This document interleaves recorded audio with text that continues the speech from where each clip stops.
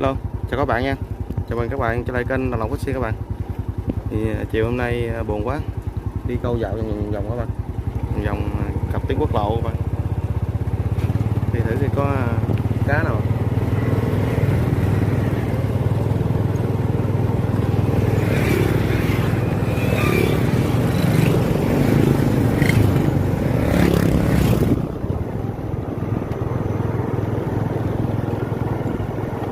Đây quê hương mình đó các bạn. Mình quay camera trước các bạn xem.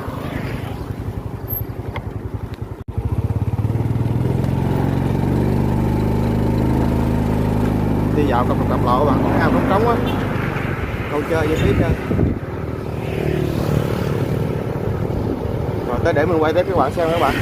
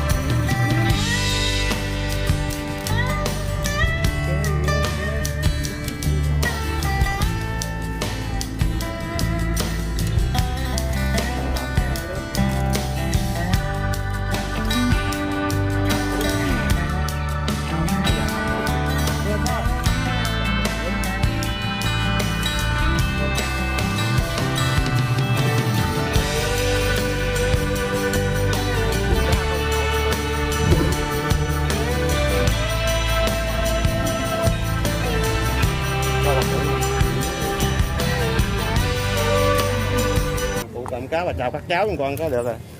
Làm gì? Có tới săn quân đó. Kệ không sao đó. Nó mà chào khán giả nha bà cụ. Thôi chào khán giả. Dơ cá là bà cụ dơ cho khán giả thấy cá. Câu dính cá cho bà cụ chiều nướng cu luôn các bạn. Rồi. Đại bà cụ đi ôm củi không đuốc rồi. Dạ không sao hết. Quay kỷ niệm mà bà cụ. Quá đẹp.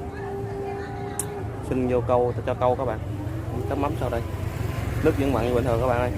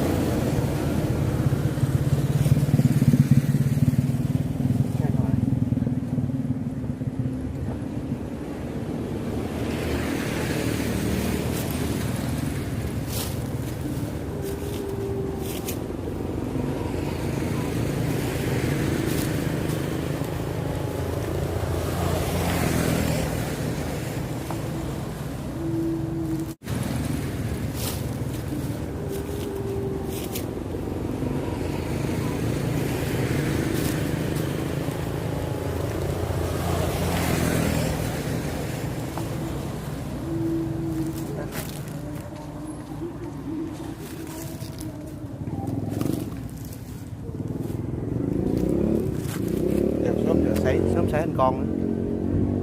Bao làng các bạn. Ok.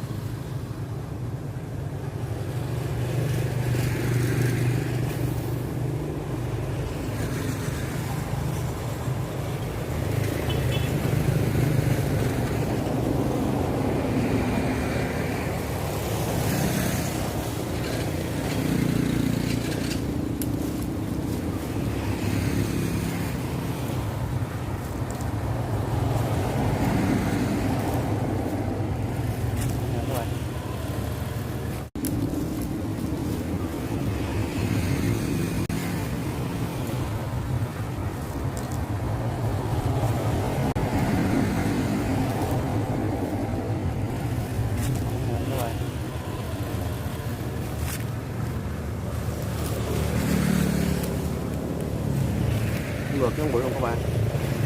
Điều có nhớ là quá sướng rồi. Để các bạn. Coffee. Cho. Con đây hả? Lấy đầu rộng đi.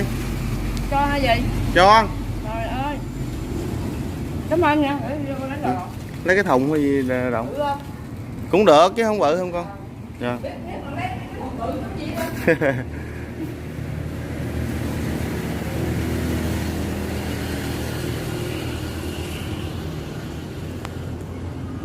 Còn biết cái gì nha? Đó chỉ có cái lóc thôi. Ừ, bự lắm.